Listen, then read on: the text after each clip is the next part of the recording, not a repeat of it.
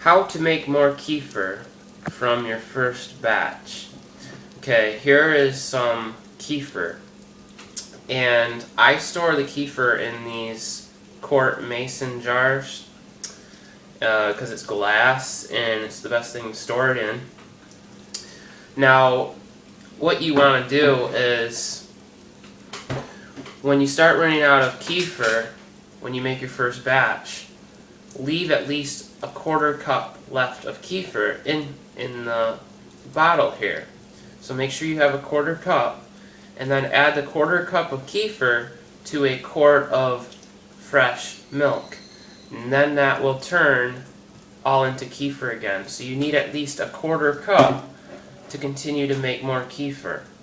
So a quarter cup, 1 quart.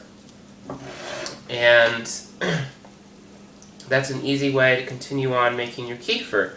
Now, I believe you can do that like 5 times or something before you need to add another kefir starter, and then you start over again. So, I mean, it's very easy to do, and once you do add the quarter cup back into your fresh milk, you basically just let it sit on the counter for like 18 to 24 hours, and then you put it in the refrigerator. It'll still ferment when it's in its refrigerator, but it won't ferment as quickly as it would if it was sitting on your countertop. So kefir really is an amazing superfood, and a lot of people that are lactose intolerant, have allergies to dairy, that have constipation, any of these types of problems can be resolved by drinking kefir. And kefir really is a longevity drink. Many centenarians drink kefir. If you don't believe this, then do some research and look into it. Don't just gullibly believe everything you hear on YouTube or on the internet talking about how bad dairy is.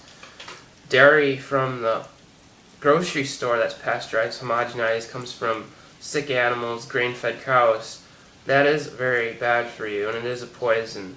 But if you can get good raw goat, cow, sheep milk from these animals that are eating grass, and you can ferment it into like kefir yogurt, you really have an amazing superfood. And that's just the bottom line truth. And that's what you're going to hear on this channel, is the hard, cold truth. I'm not going to give any dogma or propaganda. I'm just going to state some facts. And that's a fact. So, now you know how to make more kefir from your first kefir starter. And I'd highly recommend it to anyone that has many allergies, or you got any type of digestive problems or anything that's going on.